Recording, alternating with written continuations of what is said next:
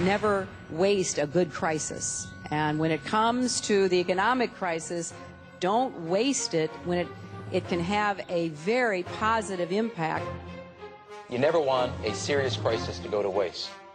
The way we're going to win over the long term is not just militarily. We've got to win over hearts and minds. And what that means is we've got to invest in countries that have no educational infrastructure, have no means for young people to get ahead. We've got to give them a stake in creating the kind of world order that I think all of us would like to see.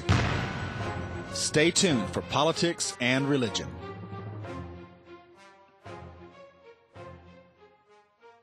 A new federal hate crimes law is now being challenged on constitutional grounds, as well it should be.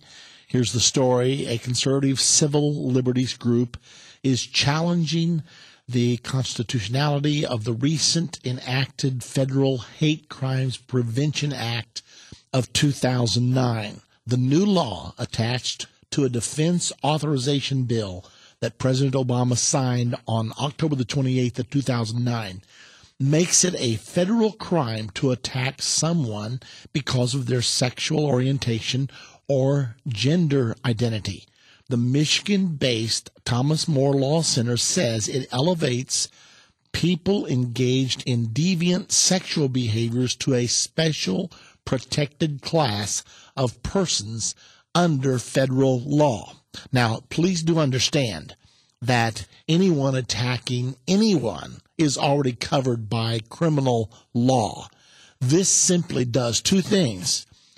It imposes harsher sentences if the victim is homosexual or if the motivations of the perpetrator would be because of hatred of homosexuality. The other thing it does is take all these types of crimes, even if they normally would be a state crime, and elevates them to a federal level so that federal dollars and the FBI can actually be involved in the prosecution. So if there's a crime, well, let me just give you a little bit more of this picture because it's very important for us to understand what's really going on here. All of the plaintiffs take a strong public stand against the homosexual agenda, which seeks to normalize disordered sexual behavior that is contrary to biblical teaching, the Law Center said in a news release. There is no legitimate law enforcement need for this federal law, said Richard Thompson, president and chief counsel of the Thomas More Law Center. This is part of the list of political payoffs to homosexual advocacy groups for support of Barack Obama in the last presidential election. The sole purpose, listen to this carefully, the sole purpose of this law is to criminalize the Bible and use the threat of federal prosecutions and long jail sentences to silence Christians from expressing their biblically based religious belief that homosexual conduct is sin.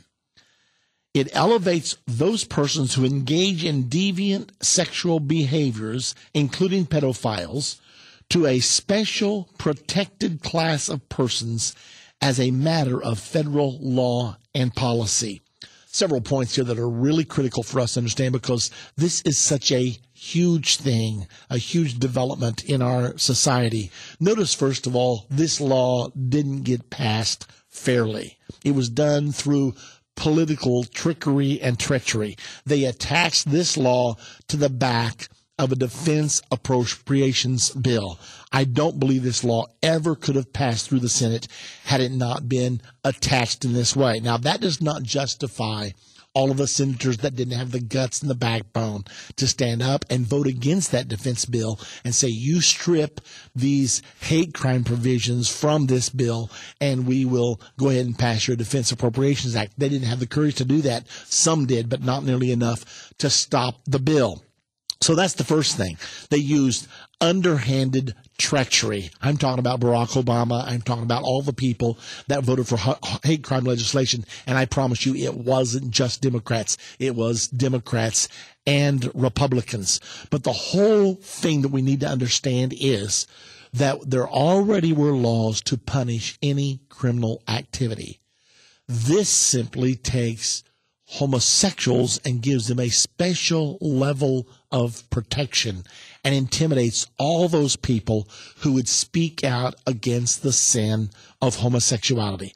And you may be thinking, well, but we've still got freedom to preach against it. Well, that is true, supposedly, according to this bill.